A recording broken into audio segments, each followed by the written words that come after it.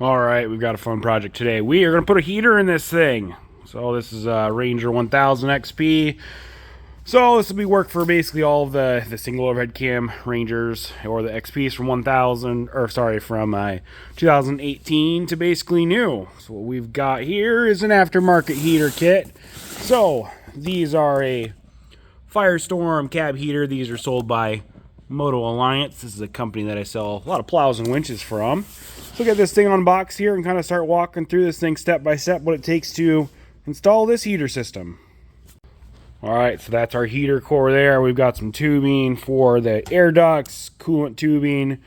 We've got all of our, there's a defrost vent as well as some other vents there. Fittings to tap into the cooling system.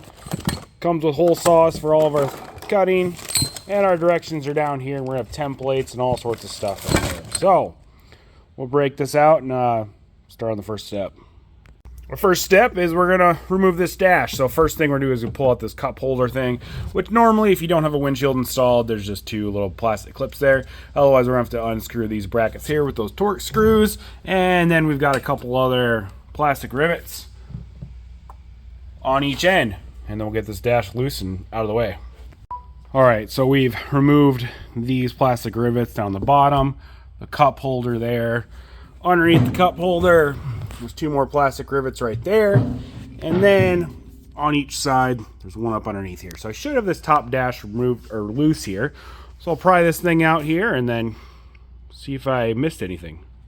Alright, I also needed to take off two plastic rivets on the back of the speedometer because there's two more plastic rivets underneath there. Yank those out quick, and I think we should be free. All right, so far these directions have not been the most accurate. So, glove box needs to come out too. There's four little torque screws in here in the corners. That comes out, and then what do you know? Two more plastic rivets down there. So that side I've got free. Should be the last of the plastic rivets. Get this dash out.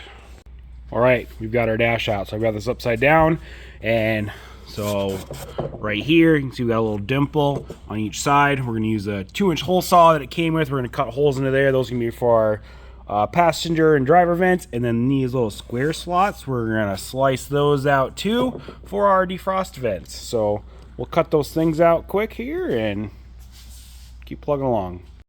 All right, just like that. We've got those vent holes cut with the hole saw that came with it.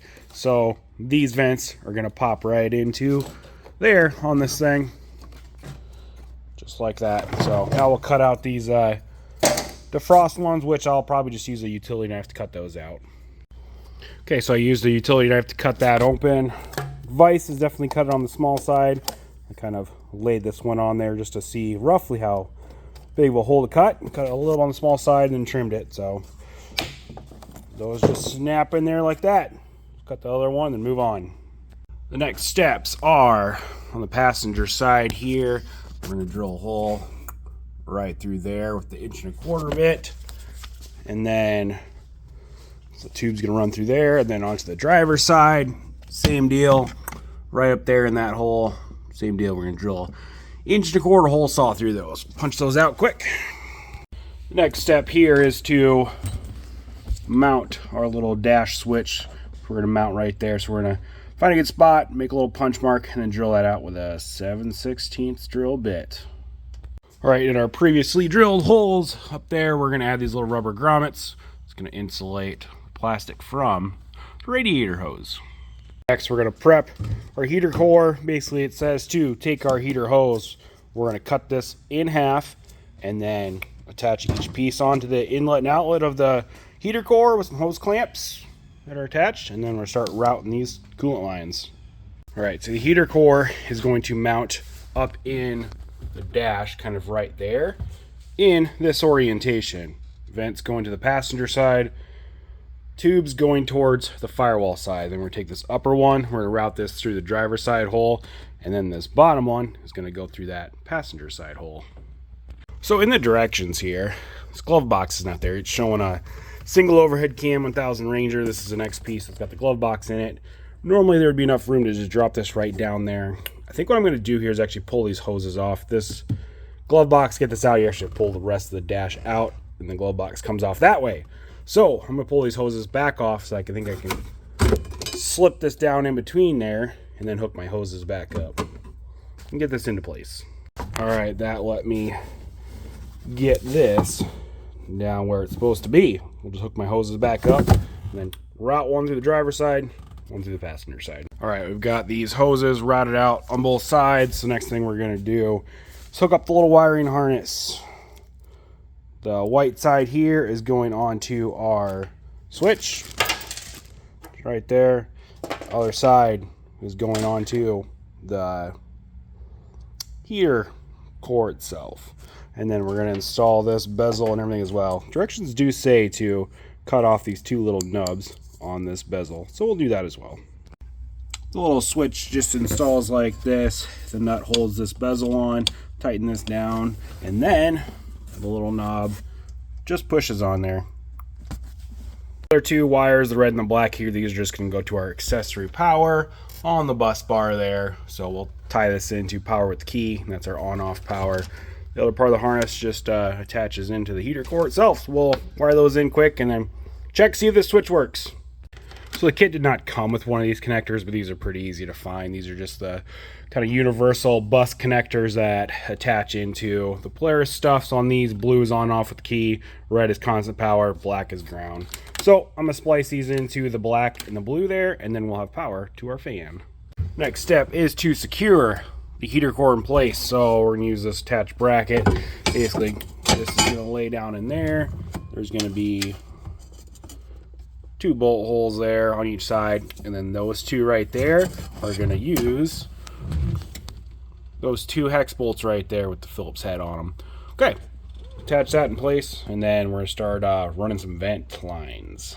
Right, that's in place there. Honestly, that was kind of a pain in the butt. It's just really tight to get that thing kind of lined up with those 2 screws there and stuff. So next thing we're going to do is add our heater hose here. So take the bigger one, the 2.5 inch one, is going to go onto our defrost vents. So these hoses just kind of squish around that oval shape for the defrost vents, and then we're going to attach with a zip tie on each end, and then we're going to add one of these reducers down here as well. Okay, so I've attached all of our heater hoses cut to the prescribed length. So the defrost ones go from this 2.5 inch reduced down to the 2 inch tubing. That's going to go onto our heater core. So now we can put this dash back in place and basically hook up all 4 ends of these to the heater core with some zip ties. Alrighty, dash is back in place. All of our tubes are routed and hooked into the heater core down there. Honestly, that was kind of a pain in the butt to get those slipped on and zip tie the ends and everything there. So we've got this stuff in place. So basically this dash can kind of get put back together, and then next steps we are going to tap into the cooling system, and then we're about done with this thing. All right, we're working on the driver's side coolant line here. So this I've just trimmed off so that it basically lines up to this tube over here, because this is what we're going to tap into.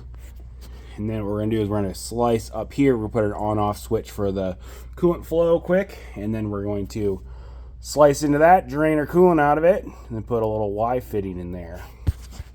All right, so this is what we got here. So there's our union from our radiator hose going to the inlet up there, and right there we've got our little on-off switch for the flow. So this side's done, so we'll go to the passenger side and basically do the exact same thing, and then we're done. All right, and then there's our other side on the passenger side. That T's hooked in there, and so now we'll just fill this thing back up with coolant and check for some heat. Alrighty, just like that, we've got heat in this thing. So if you're thinking about doing one of these, this is at least a good 2 hour, maybe 3 hour project. Hope this is helpful.